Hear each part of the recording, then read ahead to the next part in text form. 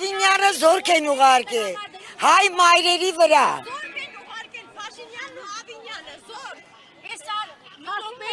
Էսի Ադրբեջանը չի, Թուրքի սահման չի, միլիցեքին։ Էդ եմ ասում, ժողովրդի դեմ միլիցիայիս հանը ժողովրդի դեմ, Թուրքի ու հայի սահման ես պահում, ում դեմն ես հանում դուք ու հայ ոստիկանին, գետինը մտնի ինքը։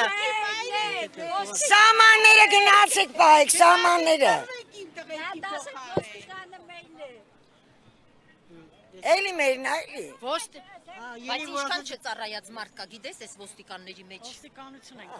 Ասենք ամոթ, ընտրության ժամանակ, ինչի այսքան ոստիկան չվերցրիր գայր շենքերի տակ, որ աթոռիդ կռիվն աներ, որ հացնեիր աթոռիդ։ Այսօր մարդը պայքարում է իր տան համար, ընդամենը, որ մեր երեխեքը ոչ խաղալու տեղ ունեն, ոչ դուրս գալու տեղ ունեն, խոնավությունը վրա դիրա։ Իմ թոռս 6 ամսեկանա պատվաստում ունի ստանալու, ես չեմ կարողանում տանեմ պատվաստամ։ Ոչ գրիպն է անցնում, ոչ հազն է անցնում։ Ինչի համար։ Իրանց նման դաչաներ չունենք, տներ չունենք, արդեն 10 տուն ու քանի դաչա ունի։ Թող այսինչ այս սրանցով վերցնի գնա ինքը սահմանը պահի, որ արդեն թուրքը մտնում է Հայաստան։ Այ դրա մասին մտածի, ոչ թե փափուկ աթոռը բռնելա նստելա չի իշնում։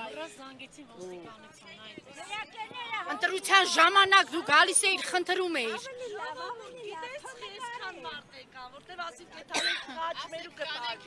Եվ գնալու ենք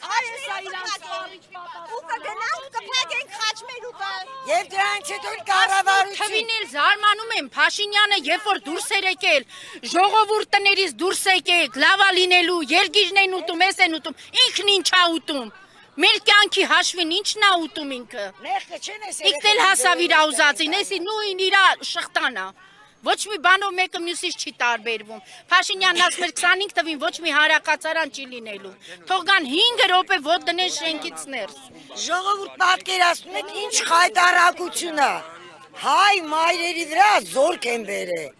Չնայած էլի մերն են, մեր երեխեքն են, բայց ուղղակի զարմանալի է։ Հողերը հանձնելուց թեքեմ ձեր երեսին, այդքան զինվոր չկանգնացրիք։ Մեր 5-6 հազար